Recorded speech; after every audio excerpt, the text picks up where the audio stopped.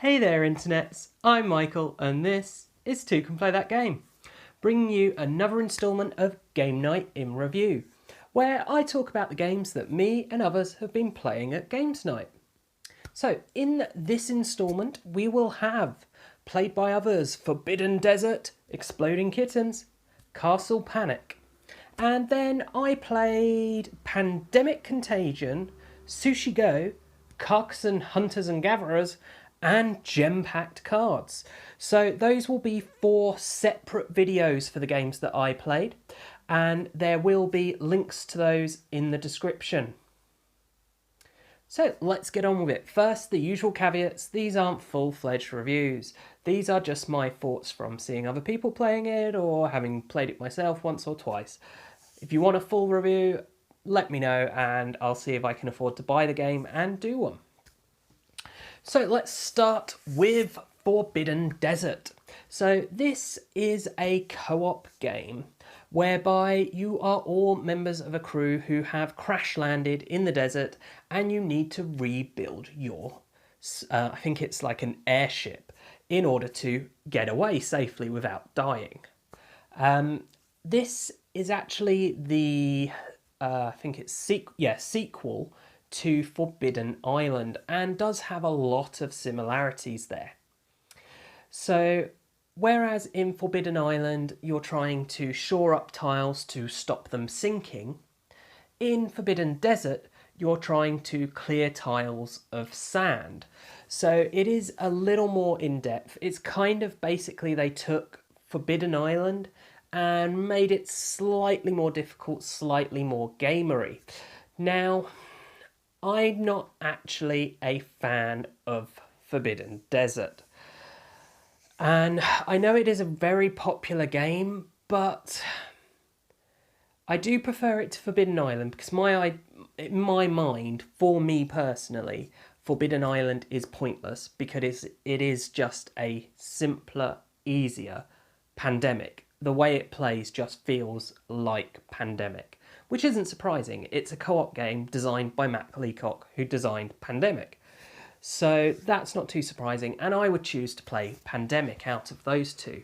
Now, Forbidden Desert did change it up a bit, but I don't know, I would still choose to play Pandemic. I mean, it is an okay game, but they're so similar, I don't feel the need to have both. I'd happily just say, well, I'm going to play either. I'll always choose Pandemic, so I just have that.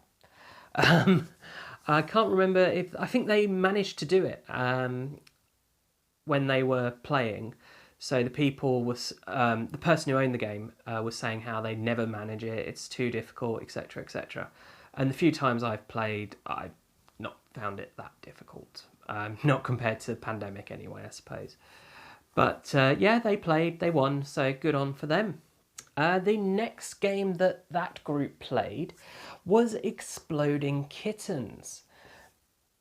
Now, don't let the whole idea of Exploding Kittens put you off of this. It's really not that much about blowing up cats. What it is there are some cats that are cards in the game that if you draw on your turn, explode and kill you.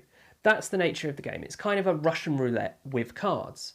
However, some of the other cards that you're drawing will defuse the exploding kitten, thereby saving you if you drew it previously and have it in front of you. Also, in addition to this, some of the cards are special power cards. So you might draw a card that will allow you to skip a turn, make someone have 2 turns, whatever. You know, it is just a more interesting version of Russian roulette. It's very much a filler game. It's not one I've actually had a chance to try. It is one I would like to if I get the opportunity. But I'm not a huge filler game person, so that's probably part of why I've not got around to it. And having said, don't let the theming put you off. I don't like the idea of animals being hurt. And so it kind of does put me off a little. And there are so many games to try and play, you can't play them all. So that was Exploding Kittens. I can't remember how it went for them. I wasn't really paying that much attention. The next game they actually played twice, was Castle Panic. So for those of you who don't know what Castle Panic is, it is a tower defense game whereby you have in your center area where you are, and you have a certain amount of hits or whatever that you can take. And then around the board around you are different areas, and monsters will come into those areas and automatically move closer and closer until they're in range to hit you. Some monsters will be easier to kill, some monsters will do more damage, etc. And in Castle Panic, you are drawing cards to fight off these monsters in order to try and save the castle. Now, the few times I've tried any tower defense games, I've not really enjoyed them.